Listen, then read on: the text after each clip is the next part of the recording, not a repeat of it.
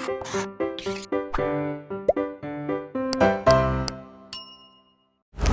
Students, मैं हूं आपकी chemistry teacher Shalini Jain. Welcome to Blueprint Digital. जिन्होंने अभी तक इसको सब्सक्राइब नहीं करा है वो सब्सक्राइब करें, लाइक करें और शेयर करें। आज मैं अपनी दूसरी वीडियो लेकर आई हूँ इस चैप्टर की। पिछली वीडियो के अंदर हमने फिजिकल केमिकल चेंज करा था, कैरेक्टरिस्टिक्स ऑफ केमिकल रिएक्शन करी थी, ठीक है। और अब आज हम करेंगे केमिकल इक्वेशन क्या होती है, इसकी टाइप्स क्या होती है और इसको बैलेंस कैसे किया जाता है, ठीक है। तो हम इसकी बैलेंसिंग सीखेंगे। बहुत इंपॉर्टेंट बेस है केमिस्ट्री का। अगर आपको बैलेंसिंग नहीं आएगी तो आगे आप बहुत सारी रिएक्शंस को खुद कहाँ तक लर्न करेंगे, ठीक है। तो balancing is the base of the chemistry. तो ये बहुत इंपॉर्टेंट वीडियो है, तो प्लीज़ इसे बार बार रिवाइंड कर देखिएगा जब तक कॉन्सेप्ट आपको क्लियर नहीं हो जाता। तो let's start chemical equation.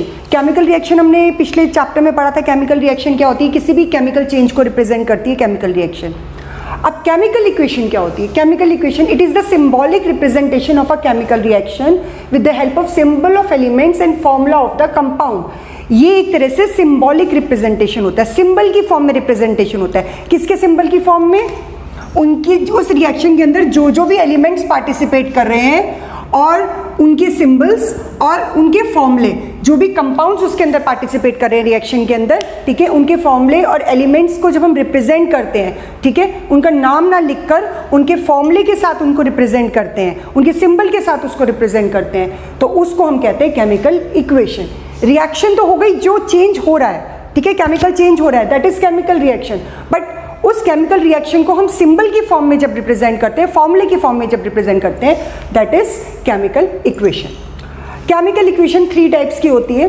Number 1 word equation. कभी कभी आपको क्वेश्चन में डायरेक्ट रिएक्शन ना दे दी जाती है बैलेंस के लिए, कभी कभी वर्ड इक्वेशन दे दी जाती है या फिर आपको सेंटेंस की फॉर्म में पूरी रिएक्शन दे दी जाती है। तो आपको उसको पहले वर्ड इक्वेशन में कन्वर्ट करना होता है, फिर आप इसको बैलेंस करते हैं, ठीक है। तो इस बार भी बोर्ड के एग्जाम में कुछ ऐसी रिएक्शंस आई थी जिनके वर्ड रिएक्शंस दी हुई थी और आपको उसमें कन्वर्ट करना था पूरा बैलेंस फॉर्म में, ठीक है। तो इसकी प्रैक्टिस आपको यहीं से करनी है, इसलिए मैं आपको बेसिक से बता रही हूँ। वर्ड इक्वेशन फर्स्ट टाइप की जो केमिकल इक्वेशन होती है दैट इज वर्ड इक्वेशन, जो वर्ड्स में लिखी जाती है, नाम से पता चल रहा है। जैसे magnesium plus oxygen, magnesium oxide, हमने कंपाउंड्स का और एलिमेंट्स का नाम लिख दिया, ये हमारी वर्ड इक्वेशन हो गई। स्केलेटन इक्वेशन, आप इस वर्ड इक्वेशन को सिंबल में कन्वर्ट कर दिया, स्केलेटन इक्वेशन हो गई, इसको सिंबल में कन्वर्ट कर दिया, पर ये बैलेंस नहीं होती है। मतलब बैलेंस का मतलब क्या हो गया कि दोनों तरफ बैलेंस इक्वल होना चाहिए। किस चीज़ का बैलेंस इक्वल होना चाहिए?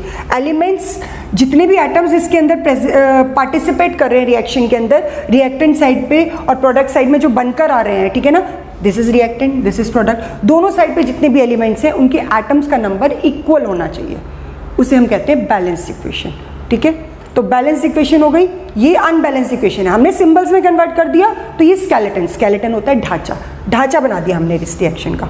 और उसके बाद जब हमने एटम्स, जैसे मैग्नीशियम के यहाँ पर 2 हो गए एटम्स, ऑक्सीजन के यहाँ पर 2 हैं, इधर this number is common for all the elements present on this side, तो 2 is common for 2 atoms of magnesium, 2 is common for 2 atoms of oxygen, तो दोनों तरफ बैलेंस हो गया। This is balance chemical equation. अब एक बहुत इंपॉर्टेंट क्वेश्चन आपके एनसीईआरटी में भी है और पूछा भी जाता है, why do we need to balance the equation? हम कैसे क्यों नहीं छोड़ देते वर्ड में, स्केलेटन में, क्या दिक्कत है? तो इसके पीछे एक रीजन है, तो आपको आंसर क्या करना है?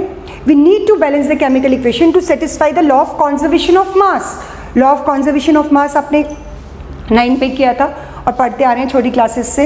Law of conservation of mass क्या बताता है? States that mass can neither be created nor be destroyed in a chemical reaction. Mass को ना तो हम क्रिएट कर सकते हैं ना ही डिस्ट्रॉय कर सकते हैं किसी केमिकल रिएक्शन के अंदर। The number of atom of each elements on both the side of the equation should be equal in a chemical equation. अब क्रिएट नहीं कर सकते, डिस्ट्रॉय नहीं कर सकते, कि इसको सिंप्लीफाई करते हैं, ठीक है, यानी कि ना तो क्रिएट होगा ना डिस्ट्रॉय होगा, जितना है उतना ही रहेगा, ओके। अब बहुत कॉमन सा एग्जांपल देती हूँ। आपकी मम्मी घर पे वेजिटेबल्स बना रही है, 1 kg भिंडी ली, ठीक है, तो अब 1 kg भिंडी की 2 kg भिंडी थोड़ी ना हो जाएगी, ठीक है, तो डबल थोड़ी ना हो जाएगी, ट्रिपल थोड़ी ना हो जाएगी। भाई खराब हो गई तो वो अलग है, पर वो उतनी बनाई नहीं ना, भाई खराब निकल आई वो अलग चीज़ है, पर जितनी बनाएंगे बन के तो उतनी ही आएगी। 1 kg की 2 kg नहीं होगी और 2 kg की हाफ नहीं रह जाएगी, ठीक है ना। सो इसी तरीके से रिएक्शंस के अंदर भी होता है। We need to balance the chemical equation to satisfy the law of conservation of mass, which state that it can neither be created nor be destroyed in a chemical reaction. Simplified language में the number of atoms of each element on both the side of the equation should be equal in a chemical. तो दोनों तरफ equal होने चाहिए equation में, तब हमारी equation balance होती है and it satisfy the law of conservation of मास. ठीक है, तो ये इसका आंसर है. आई होप आपको 3 टाइप्स की ये समझ में आ गई होगी. अब हम स्टार्ट करते हैं बैलेंसिंग ऑफ केमिकल इक्वेशन. तो जल्दी से अपना पेपर पेन अपने पास रखिए ताकि आप मेरे साथ ही बैलेंसिंग करना सीखते रहें. चलिए स्टूडेंट, स्टार्ट करते हैं बैलेंसिंग ऑफ केमिकल इक्वेशन. अब इसके कुछ स्टेप्स होते हैं, मैंने आपको कुछ स्टेप्स यहाँ पर मेंशन कर दिए हैं. प्लीज़ इन स्टेप्स को ध्यान में रखिएगा.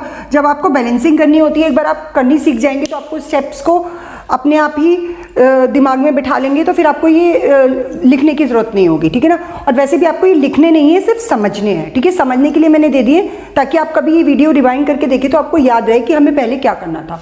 तो सबसे पहला स्टेप होता है कि कोई भी reaction, right the chemical equation in the form of word equation keeping reactant on the left hand side and product on the right hand side. ये मैं आपको पहले बता चुकी हूँ पिछली वीडियो में. रिएक्टेंट को हम लेफ्ट हैंड साइड पे रखते हैं, प्रोडक्ट को हम अपने राइट हैंड साइड पे रखते हैं. ठीक है. अब कोई रिएक्शन अगर आपको सेंटेंस की फॉर्म में दी हुई है, जैसे मैंने आपको बताया इस बार बोर्ड के एग्जाम में 2020 के पेपर में थी, तो बैलेंस करने के लिए भी और रिएक्शन को लिखने के लिए भी आया था.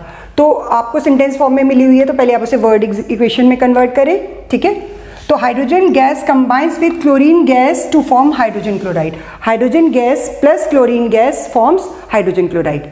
These are reactant, these are product. Now second step, अब हमने वर्ड इक्वेशन बना ली. Put the symbol and the formula of all the reactant and product in the word equation. अब इस वर्ड इक्वेशन को हमको स्केलेटन इक्वेशन में convert करना है. We have to convert it into skeleton equation. ठीक है. स्केलेटन इक्वेशन में क्या करना है, सिंपली इनके सिंबल्स हमारे को लिख देने हैं. हाइड्रोजन गैस को हम कैसे रिप्रेजेंट करते हैं, H2 कंबाइंड फॉर्म में पाई जाती है. क्लोरीन Cl2 और हाइड्रोजन क्लोराइड हो गई HCl. फॉर्मूला फ्रेमिंग आप लोग 9th में पढ़कर आ चुके हैं, तो वैलेंसीज एक बार 9th की अपनी NCERT की बुक निकालिएगा, वहाँ से वैलेंसीज रिवाइज करिएगा, फॉर्मूला फ्रेमिंग रिवाइज करिएगा, because that is an important part of the balancing of chemical equation. क्योंकि अगर आपने यहाँ पर फॉर्मूला गलत लिख दिया तो आप इक्वेशन को बैलेंस करते रह जाएंगे, वो इक्वेशन बैलेंस होगी ही नहीं. ठीक है. तो इसलिए सबसे पहली जो इंपॉर्टेंट चीज़ है, आपको 9th का बेस अपना दोबारा से रिवाइज करना है. तो जब ये बैलेंसिंग करने बैठे तो 9th की NCERT बुक निकालिएगा और वहाँ पर वैलेंसीज, फॉर्मूला फ्रेमिंग एक बार रिवाइज कर लीजिएगा. ठीक है. अब हमने यहाँ पर इनके सिंबल्स प्लेस कर दिए. थर्ड स्टेप है बैलेंस द इक्वेशन. अब इक्वेशन को बैलेंस करना है. ठीक है. जो ये हमारी लेफ्ट हैंड साइड वाली है, ये हमारा क्या है, रिएक्टेंट, और ये हमारा प्रोडक्ट. तो बैलेंसिंग बिगिनिंग में आप ऐसे टेबल बना के, चार्ट बना के करिएगा. बाद में आपको जब हैबिचुअल हो जाएंगे तो आप फटाफट डायरेक्ट कर सकते हैं. ठीक है. तो सबसे पहले हम चार्ट बनाते हैं. हमें 3 कॉलम बनाने हैं, 1 2 3. ठीक है. तो 3 कॉलम में आप देखेंगे, सबसे पहले कॉलम में आपको लिखने हैं एटम्स. कौन कौन से एटम्स इसके अंदर, एलिमेंट्स के एटम्स प्रेजेंट हैं. ठीक है. तो इसमें कौन कौन से प्रेजेंट है, हाइड्रोजन,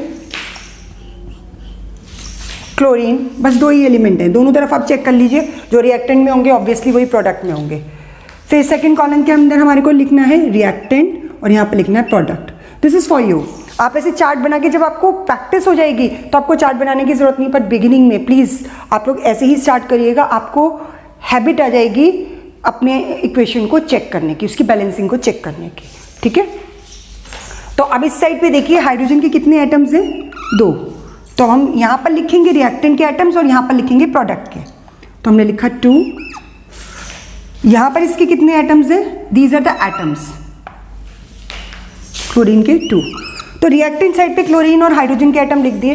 प्लीज एक चीज याद रखिएगा, फॉर्मूले में से ना तो हम नीचे से कुछ रिमूव करेंगे क्योंकि ये एटम के नंबर को बताते हैं, और ना ही कोई हम नंबर यहाँ पर ऐड ऑन करेंगे क्योंकि ये फॉर्मूला फ्रेम हो चुका है हमारा.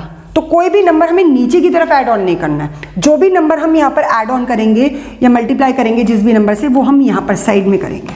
ठीक है. यहाँ पर अब इधर देखते हैं, हाइड्रोजन के नीचे 1, क्लोरीन का 1.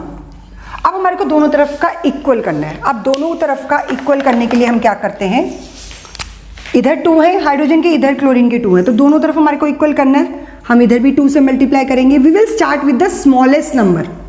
बैलेंसिंग करने के लिए स्मॉलेस्ट नंबर से मल्टीप्लाई करना शुरू करेंगे। स्मॉलेस्ट नंबर 2, 3, 4, 2 से नहीं हुआ 3 से, 3 से नहीं हुआ 4 से, 4 से नहीं हुआ 5 से, तो इंक्रीज करते जाइए नंबर। तो हम 2 से स्टार्ट करते हैं क्योंकि हमारा सिंपल हमारे को दिखाई दे रहा है कि हमारे को 2 से मल्टीप्लाई कर देंगे तो हमारे दोनों तरफ के आइटम्स बराबर हो जाएंगे। यहाँ पर 2 हो गया, यहाँ पर 2 हो गया, तो यहाँ देख रहे हैं दोनों तरफ बैलेंस। जिस नंबर से आप यहाँ पर प्रोडक्ट साइड पे आपने मल्टीप्लाई किया है वहाँ पर इस नंबर को प्लेस कर देना है। अब एक चीज़ याद रखिएगा, जो ये नंबर 2 हमने यहाँ पर मल्टीप्लाई किया है that is for hydrogen as well as for chlorine.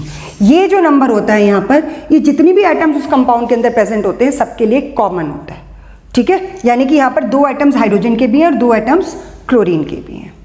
तो हमारी अब दोनों तरफ से बैलेंस हो गई। Now it becomes H2 plus Cl2 2HCl। This is the balance chemical equation.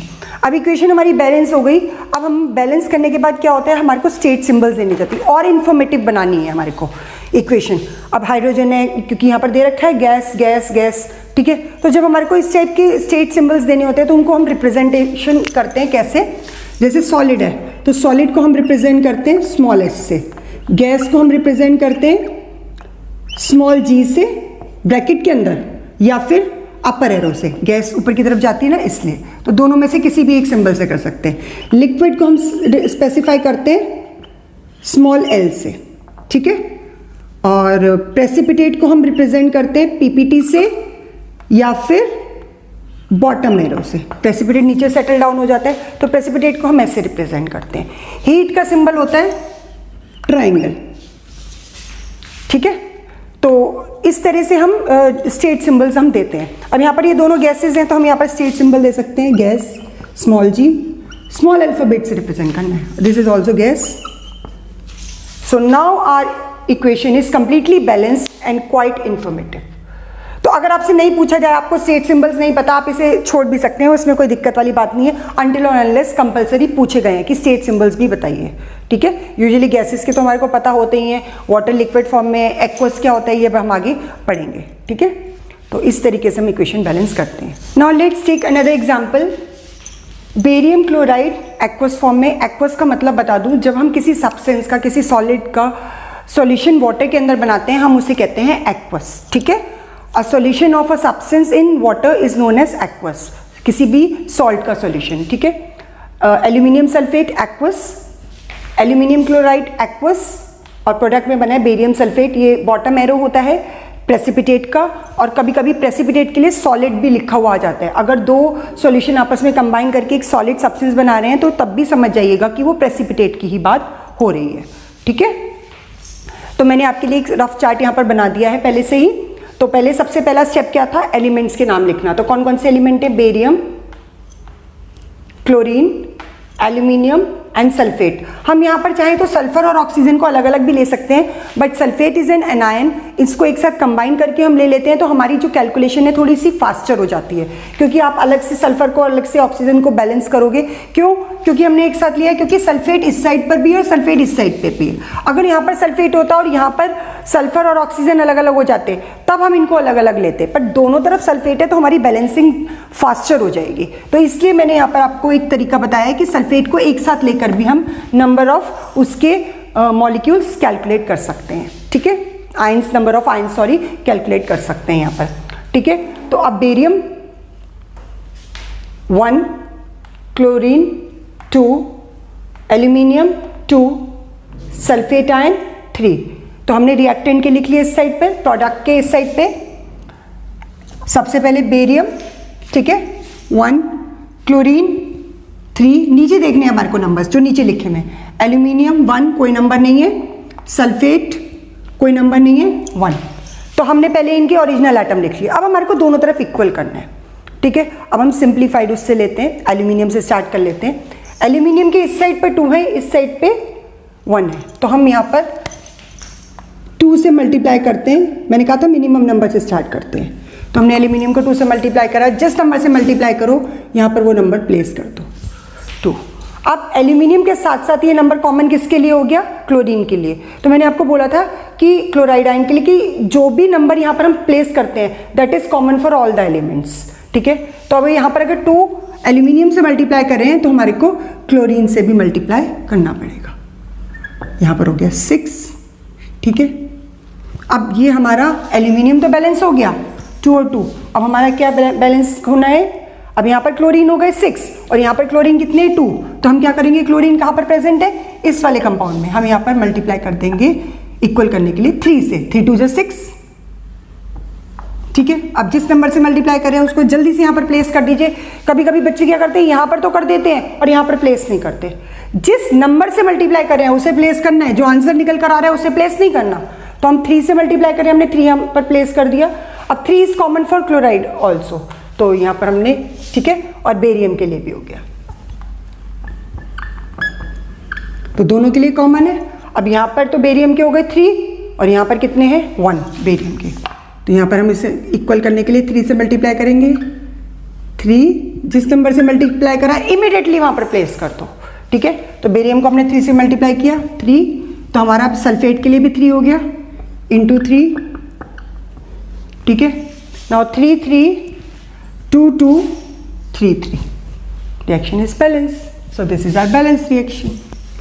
तो जो पहले आपको क्या करना है, सारे एटम्स लिखने हैं, उसके बाद रिएक्टेंट के नंबर ऑफ एटम्स लिखने हैं, प्रोडक्ट के नंबर ऑफ एटम लिखने हैं, और फिर दोनों तरफ बैलेंस करते जाइए। बस ये चीज़ याद रखिएगा, जो नंबर आप यहाँ पर प्लेस कर रहे हैं इमीडिएटली जितने भी एटम्स उस कंपाउंड के अंदर प्रेजेंट है वहाँ पर मल्टीप्लाई करना है आपको। स्टूडेंट्स, मैं एक बहुत इंपॉर्टेंट एग्जाम्पल लेकर आई हूँ। इसमें बैलेंसिंग करने में सबसे ज़्यादा गलती करते हैं स्टूडेंट्स, क्योंकि इस इक्वेशन के अंदर आप एक चीज़ देखेंगे, इंपॉर्टेंट चीज़ देखेंगे, पोटेशियम रिएक्ट्स विद वाटर, ठीक है, to form KOH potassium hydroxide and hydrogen gas, ठीक है। अब आप प्रोडक्ट साइड पर देखिएगा, हाइड्रोजन यहाँ पर भी प्रेजेंट है इस कंपाउंड में और अलग से भी प्रेजेंट है। अब हाइड्रोजन 2 जगह प्रेजेंट है, तो आपको बैलेंसिंग हाइड्रोजन की 2 जगह से करनी होगी। अब इसमें सबसे बड़ी गलती जो स्टूडेंट्स करते हैं कि इन दोनों का टोटल लेकर एक साथ बैलेंसिंग स्टार्ट कर देते हैं, उसमें आप बहुत गलती करोगे, ठीक है। आपको बैलेंसिंग इस कंपाउंड की अलग करनी है और इस हाइड्रोजन की अलग करके फिर total number of hydrogen atom on the product side count करना है। देखते हैं कैसे। इस टाइप की रिएक्शन में सबसे ज़्यादा गलतियाँ होती हैं, तो इसलिए मैं स्पेशली आपको ये एग्जाम्पल दे रही हूँ। तो हमने सबसे पहले एलिमेंट्स के नाम लिखने हैं, potassium, hydrogen and oxygen, potassium, hydrogen, oxygen. Reactant side पे पोटेशियम 1, हाइड्रोजन के 2 एटम्स हैं, ऑक्सीजन का 1 एटम। प्रोडक्ट साइड में देखिएगा पोटेशियम का 1 एटम, ऑक्सीजन का 1 एटम, हाइड्रोजन 2 जगह प्रेजेंट है, तो हम इसको टोटल करके 3 नहीं लिखेंगे, 1 यहाँ पर और 2 यहाँ पर, हम 3 नहीं लिखेंगे, इन दोनों को अलग अलग रखेंगे। इसका 1 एटम अलग और इसका 2 एटम अलग, अलग अलग बैलेंस करेंगे, ठीक है।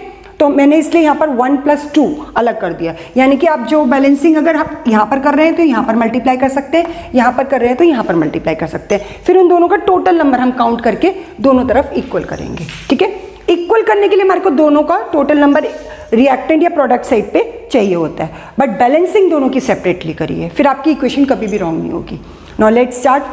अब जब ऐसी कंडीशन होती है तो आप बैलेंसिंग उसी एटम से करिए जो एक से ज़्यादा कंपाउंड के अंदर या एलिमेंट के अंदर प्रेजेंट है। तो इसके लिए हम क्या करेंगे, अब ये तो हमारा इवन नंबर है, तो इसको हम टच ना करें, तो अभी बाद में देखेंगे प्लस माइनस करना है, तो हमारे लिए आसान है क्योंकि खाली हाइड्रोजन को ही बैलेंस करना होगा। अब जो दिक्कत आएगी वो यहाँ पर आएगी, ठीक है। तो ऑड नंबर वाले नंबर से हम स्टार्ट करते हैं, तो यहाँ पर हम 2 से मल्टीप्लाई करते हैं। मैं आपको दूसरे कलर से दिखाती हूँ ताकि आपको कॉन्सेप्ट क्लियर हो जाए पूरा। तो यहाँ पर हम 2 से स्टार्ट करते हैं, तो हमने 2 से मल्टीप्लाई करा, ये हो गया 2, तो यहाँ पर 2, ठीक है, यहाँ पर 2, टोटल हो गए 4। तो अब जिस नंबर से मल्टीप्लाई करा है हम यहाँ पर प्लेस कर देते हैं 2। अब हाइड्रोजन के साथ साथ ये ऑक्सीजन से भी मल्टीप्लाई हो गया और पोटेशियम से भी मल्टीप्लाई हो गया, दोनों से मल्टीप्लाई कर दिया, ठीक है। अब यहाँ पर हाइड्रोजन पोटेशियम के कितने हैं 1, हमने पोटेशियम को यहाँ पर 2 से मल्टीप्लाई कर दिया।